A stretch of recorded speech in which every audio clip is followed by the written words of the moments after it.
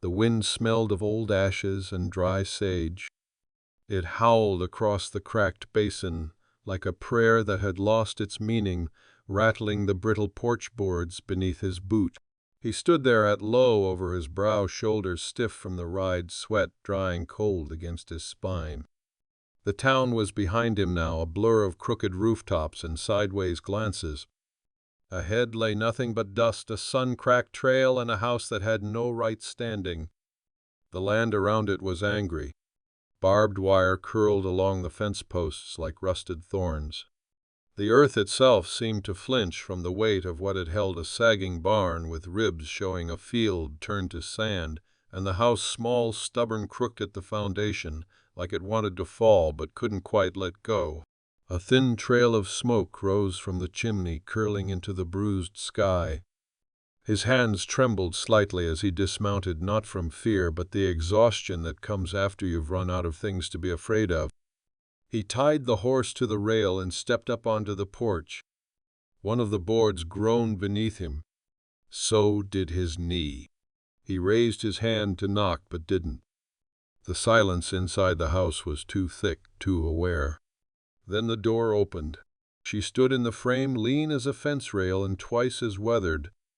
A faded blue dress clung to her hips like it was the last clean thing she owned.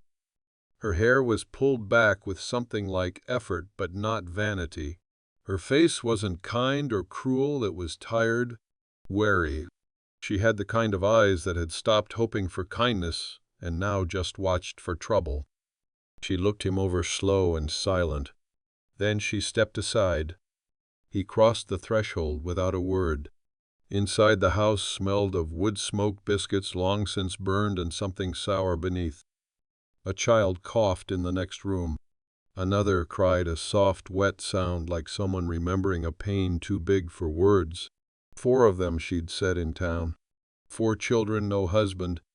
No story volunteered, but every man at the saloon had a version. Tables there, she said. You'll eat what's made and do what's asked. He nodded once and set his hat down. She moved past him, her boots light on the floor. She didn't walk like a woman used to being seen. He wondered if she even noticed him standing there still. But he noticed her.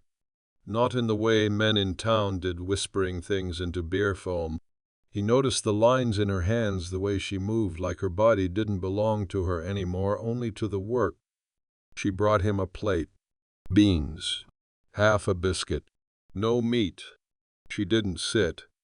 Just leaned against the counter and watched him eat like she was waiting to see if he'd spit it out. He didn't. He chewed slow. Swallowed slower. Name's Ellie, he said finally. I didn't ask, she answered. A silence stretched between them, filled only by the sound of spoons against tin bowls in the next room. Children eating. Living. He finished the food and pushed the plate back. I'll earn it. You better, she said. We don't keep men for decoration out here. Her mouth twitched like a smile wanted to show itself but got caught halfway. She turned and left him there. Outside, the sun began to fall behind the ridgeline. The light turned gold, then red, then nothing. Coyotes cried in the distance. The house creaked with the weight of wind and worn beams. He lay down on the floor near the stove, wrapped in an old quilt she'd tossed at him without a word. He closed his eyes to the sound of her voice in the other room, low, steady, reading from a book with torn pages. One child interrupted. She hushed them gently. Eli had slept in open graves in barns under stars, with nothing but cold and regret for company. But that night, with the smell of old bread and smoke in his lungs, and her voice echoing soft as dusk through the walls, he felt something shift. Not peace. Not yet. But maybe the idea of it. Morning came quiet and mean, like it always did in places like this. No rooster. No bell. Just the dull blue of sky pushing down and the crunch of frost under boot. Eli rose before the children stirred, rolling the quilt and setting it aside. His joints ached with the kind of honesty no one could fake. Outside the ground was still hard with cold, the breath rising from his nose in slow clouds. He took to the pump and drew water, hands burning from the chill.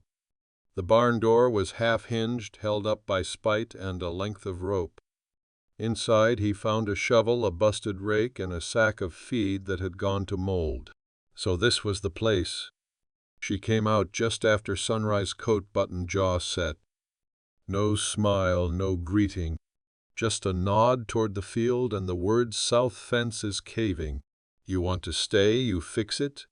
Then she turned back to the house. He got to work. The fence was worse than she'd said, split posts, wire chewed down by time and wind. He didn't have new wood, just the bones of the old. He knelt in the dirt, fingers stiff as he pulled nails and repounded them into gray timber. Hours passed. His stomach grumbled. His back screamed. Still, he kept going. At midday, she brought him a jar of water and bread with a smear of fat on it.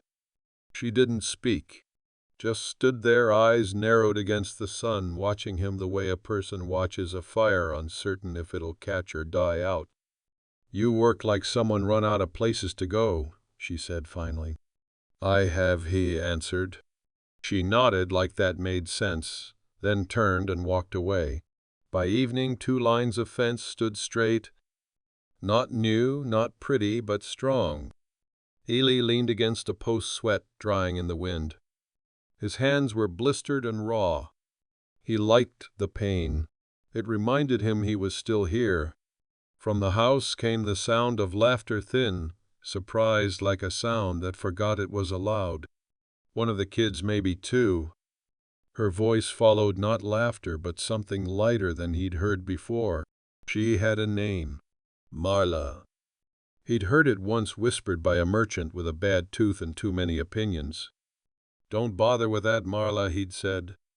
"She'll gut you with a stare before she lifts a finger." But that wasn't what Ely saw. He saw a woman doing too much with too little, keeping a roof up with spit and thread. A woman whose eyes never stopped scanning the horizon, like she was always preparing for a fight no one else could see. That night she let him sit by the stove.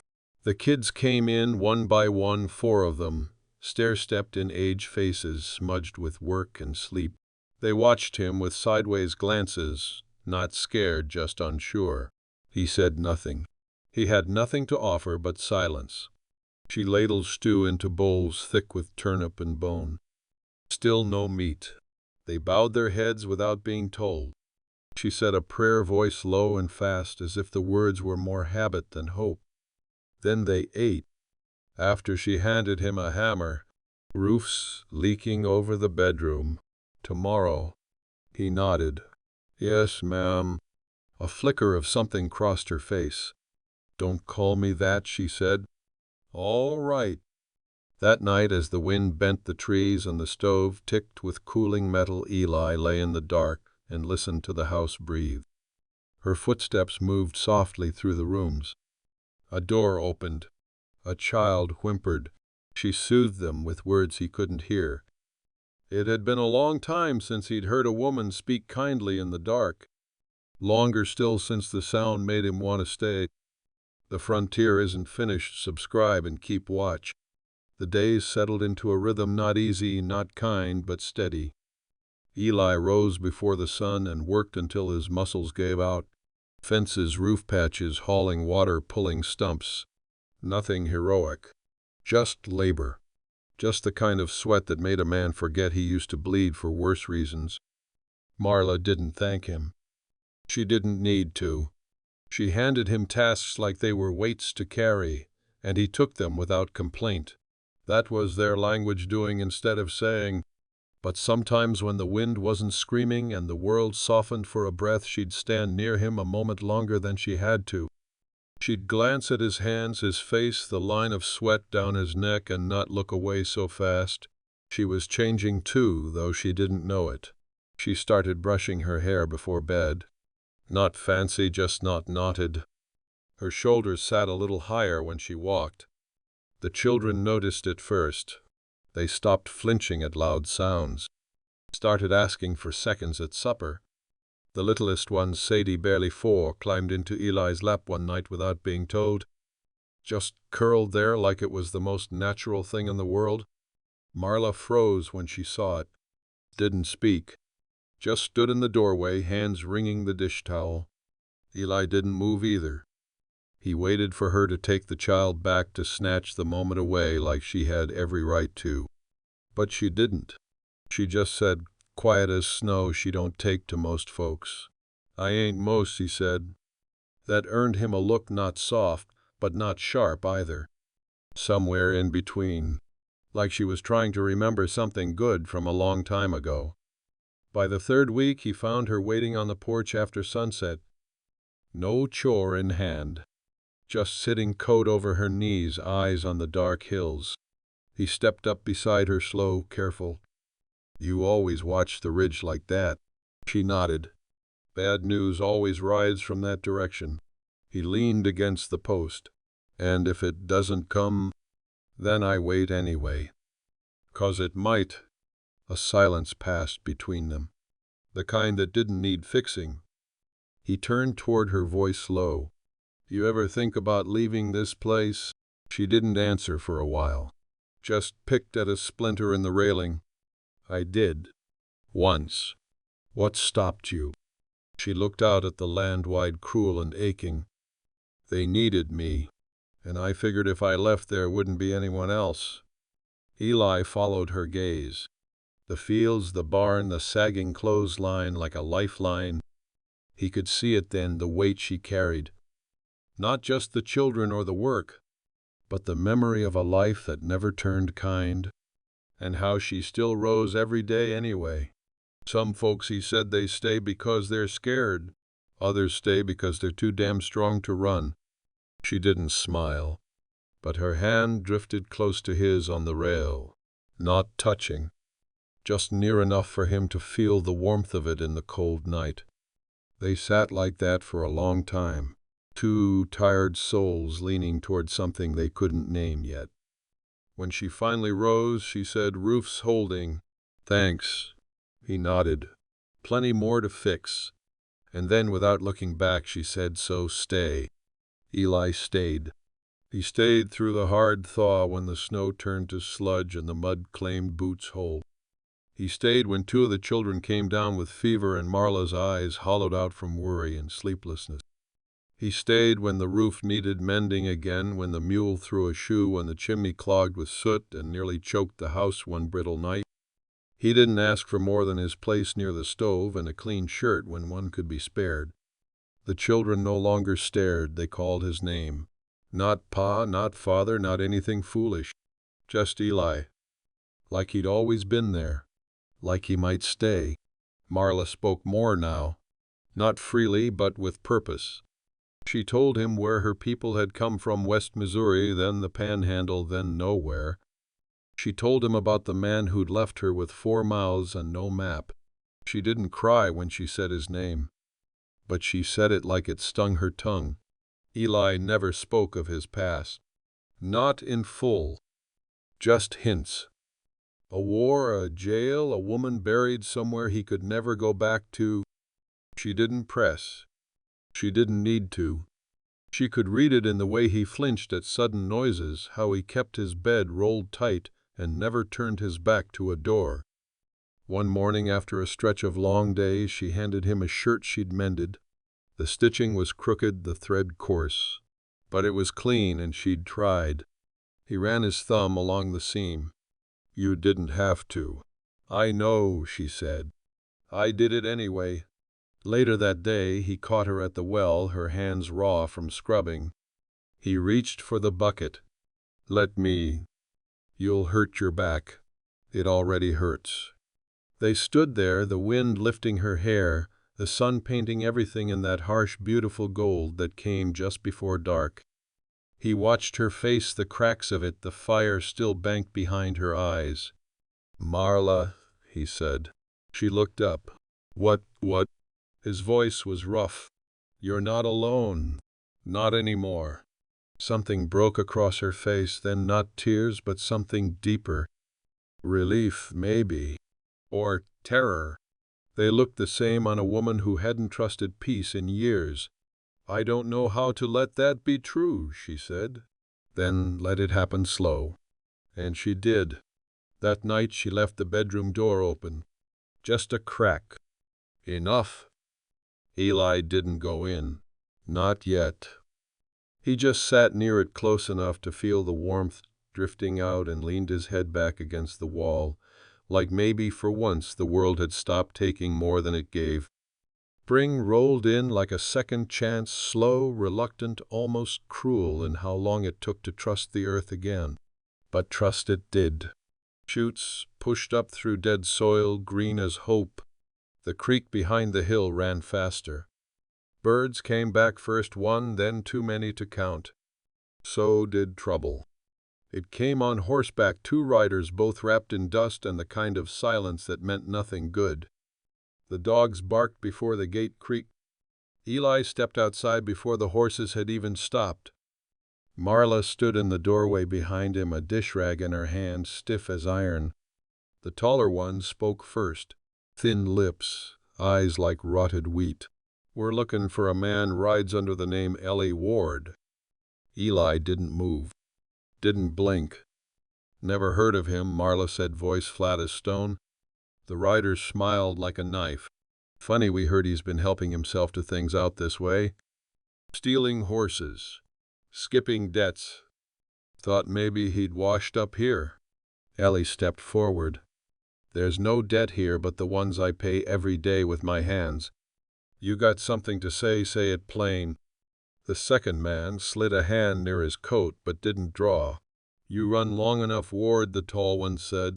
"It always ends the same." Eli's voice didn't rise. "Then I guess you better stay for supper. We'll see how it ends." Marla didn't say a word until the riders turned and left the sound of their hooves cracking the hard ground all the way out to the ridge. Inside, the children watched with wide, silent eyes. Later, when the sky darkened, Marla found him fixing the gate with more force than wood required. "You gonna tell me?" she asked. "No. You think I don't deserve the truth?" He looked at her then, and for once didn't look away. "I've done things," he said. "Not proud things. Not brave. Just what I had to do to keep breath in my lungs." "You kill someone?" "Yes. For no reason." "No." She nodded once like it answered everything and nothing. "You planning to run again?" "I'm tired of running." "You planning to stay?" He stared at the ground a long time. Then he lifted his gaze. "If you'll have me." She didn't speak. Just stepped close, slow. Reached out and touched his jaw with fingers that trembled a little from the weight of it all. "I already have," she whispered. They didn't kiss. They didn't fall into each other like stories say they should. They just stood there, forehead to forehead, the smell of hay and smoke around them, and the sound of something inside both of them going quiet for the first time in years. Peace, when it came, wasn't loud. It was a woman's hand resting lightly on a man's chest, and the knowledge that he would not leave in the night.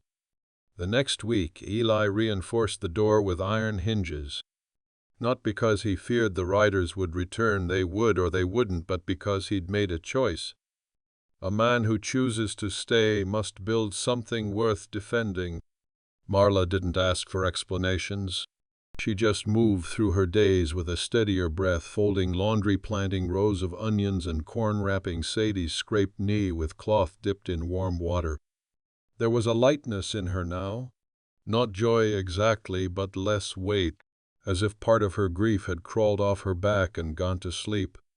In the evenings they sat on the porch while the sun dropped behind the hills. The children played in the yard, voices carrying across the dry air. Eli whittled wood, hands never still. Marla sewed. Sometimes they spoke. Sometimes they didn't. The silence between them had become something soft. One night when the children had gone to bed, Marla brought out an old box oak Warren kept beneath the floorboards. "These were my father's," she said. Inside were a few rusted tools, a pocket Bible, and a folded piece of canvas wrapped around a bundle of letters.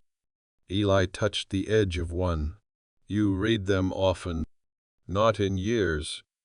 Her voice dropped. "He wrote them during the war. Never came back. But he believed in what a place could be, if people fought for it." Eli picked up the Bible, thumbing the cracked pages. "You still believe that?" "I want to." He looked up at her. "Then I will too." It was a small thing, but it filled the quiet between them like a candle in a cold room. That spring brought more than green shoots. It brought new neighbors, 2 families returning to land left behind in the lean years. Some were kind. Others asked questions that sat heavy in the air. "You sure about him?" one woman whispered at the market. Marla looked her square in the face. "Sure enough to feed him and sleep easy." Still there were eyes. Watching. Waiting. Then the riders returned. Late afternoon, near sundown. The air hung thick with heat. Eli was at the barn. The children were inside. Marla saw the dust trail first, thin, fast, and coming straight. She didn't call out, didn't flinch, just walked to the barn and handed Eli the rifle. "You don't have to fight," she said. He looked her in the eyes. "Yes, I do." The men rode in hard, reined up close. One had a pistol drawn already. The other spat into the dirt. "You had your chance, Ward." Eli stepped forward. "And I took it. I'm not going back. Not to jail. Not to running. Not to the kind of man I was. That ain't your choice." Marla stepped beside him, unarmed. Calm. "You'll have to shoot both of us," she said. "That's the choice you're making." The men didn't move, just stared. Something shifted. Maybe it was the steadiness in her voice. Maybe it was the rifle in Eli's hand that never once wavered. Or maybe they saw something in Eli's face that told them he'd kill for this place. Not for himself, but for what it had become. They turned, rode out without another word. Eli stood there long after they were gone. Marla's hand slid into his. Later that night, while the children slept, Eli placed something on the table. A ring, small, gold-worn. "It was my mother's," he said. "Been carrying it in my coat for 10 years, waiting for the right hands." Marla touched it like it might break. She didn't cry, didn't speak. She just nodded. And that was enough. They married in June. No church, no preacher, just the sky above, and the children gathered close their hair, brushed their faces, scrubbed clean with river water and mother's hands. Marla wore her best dress, faded blue with a patched hem. Ellie wore a shirt without holes and boots that held together for once. He'd shaved. She noticed, said nothing, but her eyes stayed on his jaw longer than usual. They stood beneath the cottonwood tree behind the house, where the wind always seemed to pass slower. Sadie held the ring in her small palm like it was something sacred. Eli took Marla's hand. The silence between them was its own kind of vow. "I ain't a man with much to offer," he said, voice low but clear, "but what I have is yours. My hands, my name, my time." Marla didn't smile. She rarely did. But her voice didn't shake when she answered. "I've carried this place alone. I can carry it no longer. I choose you to stand beside me. Not in front, not behind, just here." She slid the ring on her fingers steady. Then the children wrapped around them, and that was that. There was no feast, just stew, warm bread, and the sweet hush of something whole for once. That night, after the little ones had curled into quilts and dreams, Ellie sat on the porch while Marla leaned against his shoulder, her hand resting lightly on his knee. "Feels strange," she said, not waiting for something to go wrong. He looked at her, his brow-lined eyes soft. "Let it feel strange," he said. "It means it's new." They spent that summer building not just fences or sheds, but something deeper. Eli dug a second well, taught the oldest boy how to use a hammer without splitting the wood. Marla planted herbs along the windowsill, humming sometimes without realizing it. And slowly the town changed its tone.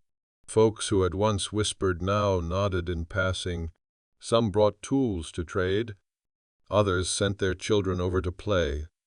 No one asked for details anymore. They didn't need to. They could see what was true. One evening, as Marla sat mending in the kitchen, Ely stepped inside holding a carved wooden box. "I've been working on something," he said, "for the house." He opened it slowly. Inside, wrapped in cloth, was a sign. Burned into the oak, careful and deep, were the words, "The Ward Home." Marla stared at it a long time. Her breath hitched once, so small it barely counted. She reached out and ran her hand across the letters. "You sure?" He looked at her, then around the room, at the chipped mugs, the worn floor, the marks on the doorframe from each child's height. Never been surer. She nailed it to the porch herself. That fall the sky stayed bright longer. The children grew louder. The walls of the house seemed to settle into place, no longer waiting for something to blow them down. One night, as frost edged the windows, Marla placed his hand on her stomach, quiet as always. He didn't speak. He just held her. And for the first time in his life, Ely Ward let the future in. Subscribe and don't let this road grow cold.